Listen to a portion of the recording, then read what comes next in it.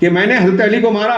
اس کا جملہ ہے، تاریخ میں پڑھیے، وہ کہتا ہے کہ مجھے سزا، حضرت علی کے قتل کے جواب میں، اگر تم مجھے سزا دینا چاہتے ہو تو ایک مرتبہ میں گردن نہیں کاٹنا، بلکہ میرے جسم کے ٹکڑے ٹکڑے اور عضو کو کاٹنا، تاکہ مجھے زیادہ تکلیف و زیادہ اجر و ثواب ملے گا. یہی ہمارے یہاں تحریکیوں کا مزاج بن گیا ہے. مسلمانوں کو کافر قرار دے کے ان کو مار دینا اجر و ثواب کا کام ہے. نوجوانوں کو اس طرح اندھا بنایا جاتا ہے، استعمال کیا جاتا ہے، اور اس کی بنیاد پر پوری دنیا میں مسلمانوں کو انتہا پسندی اور اسلام کو بدنام کرنے کا ایک مواد فراہم کیا جاتا ہے. یہ کوئی معمولی نقصان نہیں ہے. اللہ کے رسول صلی اللہ علیہ وسلم منافقین کے بارے میں بھی کہتے تھے کہ میں نہیں مار سکتا، تاکہ لوگ یہ نہ کہیں کہ محمد اپنے ساتھیوں کو، قریبیوں کو قتل کرتے ہیں صلی اللہ علیہ وسلم.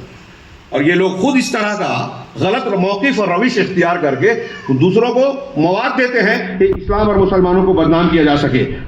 تو خوارج کے اس استدلال کی طرح ہمارے یہاں بھی. اب میں نے یہ تقلید مشائخ کا جو ذکر کیا، اس میں کچھ ایسے لوگ ہیں جو علمی اعتبار سے کچھ اعلیٰ مقام رکھتے ہیں، کچھ تو ایسے ہیں جو علمی اعتبار سے کوئی مقام ہی نہیں رکھتے، اور آج ہمارے یہاں بہت سارے لوگ ان کو سنتے ہیں، لائک کرتے ہیں، فالو کرتے ہیں.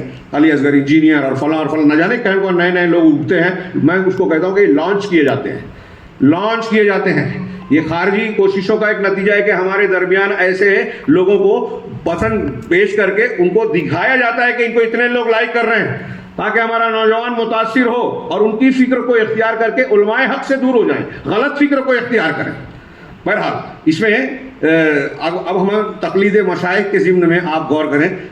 شیخ حسن البنا، سید قطب، محمد سرور یا سرور جو بھی تھے، سروری جو کہلاتے ہیں جن کی طرف، ابو العلا مودودی صاحب رہے، اور دوسرے ایسے جو ان کے ماننے والے بہت سے ہیں. اب ان کا میں نے اجمالی طور سے نام لیا اس لیے کہ ایک ایک کا تجزیہ کرنا مشکل ہے، ٹائم نہیں ہے.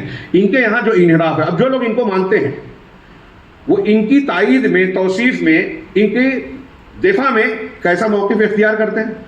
آپ پڑھیے تو حیرت زدہ رہ جائیں گے. ایک صاحب نے، اخوانی نے حسن البنا کو کہا کہ ان کا درجہ صحابہ سے اونچا ہے. مصر کے ایک سلفی عالم نے جب اس کا شدید رد کیا تو یوسف القرضاوی اس کا دفاع کہتے ہیں کہ یہ اس کی اپنی عقیدت ہے، رائے ہے، اس نے ایسے سمجھا تو کیا فرق پڑتا ہے. غور کیجئے، میں نے ابھی شروع میں کہا نا، عقیدے کی توہین، غیرت کا خاتمہ، صحابہ کرام کے تعلق سے تاریخی اور شخصی معاملہ سمجھنا. صحابہ کرام کی شخصیت کا معاملہ صرف تاریخ نہیں ہے، ہمارے عقیدے کا حصہ ہے. کیوں؟ اس لیے کہ قرآن حدیث نے ان کا مقام بیان کیا، رضی اللہ عنہ ورضوا عنہ، اور ایسی بیشتر ہے. تو یہ ہمارے عقیدے کا حصہ ہے، ایمان کا حصہ ہے.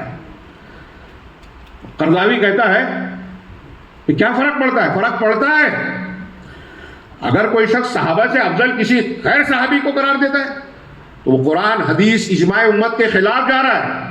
کتنے واقعات ہیں. عبداللہ ابن مبارک نے کہا تھا کہ عمر بن عبدالعزیز کو کسی نے حضرت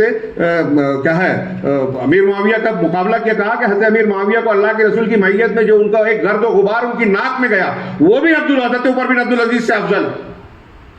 یہ ہے مقام صحابہ. آپ پڑھتے ہیں، دلائل جانتے ہیں، میں اس تفصیل میں نہ جاتے ہوئے یہ عرض کروں کہ جب یہ لوگ جو مانتے ہیں، ان کا جو موقف ہوتا ہے تو ان کے ماننے والے آنکھ بند کر کے اسے قبول کرتے ہیں کہ یہ ہمارے شیخ ہیں، یہ ہمارے مقتدیٰ ہیں، ہم ان کو بڑا مانتے ہیں. اب ان بڑے لوگوں کے یہاں جو انحرافات پائے جاتے ہیں تو دیکھیے کیا کیا ہے. سلف کے تعلق سے ان کے یہاں عقیدے میں جو ہے خرابیاں پائی جاتی ہیں. جیسے اللہ تعالیٰ کے اسماء و صفات کے سلسلے میں تعویل مولانا مودودی صاحب کے یہاں بھی ہے، حسن البنا کے صاحب بھی ہے. حسن البنا کہتا ہے کہ اہل سنت والجماعت کا موقف اسماء و صفات میں تفویض ہے، جبکہ یہ بالکل غلط بات ہے. معنی میں تفویض نہیں ہے، کیفیت میں تفویض ہے. اچھی طریقے سے آپ اہل علم ہیں اس لیے میں تفصیل میں نہیں جاتا. اللہ تعالیٰ مستوی ہے، اللہ کا ہاتھ ہے، اس کا معنی ہم مانتے ہیں وہی جو عربی میں ہے، لیکن اس کی کیفیت، اس کی مثال بیان نہیں کرتے کیونکہ وہ معلوم نہیں ہے. تو یہ تفویض کا جو عقیدہ بیان کرتے ہیں امام احمد کے مطابق، تفویض کا عقیدہ منکرین صفات سے بھی زیادہ گمراہی والا ہے. تو ان کے یہاں تفویض پائی جاتی ہے. ان کے بعض مرشدین کے یہاں تصوف اور تصوف کی انتہائی گندی باتیں اور عقیدے کی غلط باتیں پائی جاتی ہیں. اسی طرح توحید کی غلط تفسیر ہے. سید قطب صاحب کے یہاں جو ہے وحدت الوجود کا اس بات بھی پایا جاتا ہے.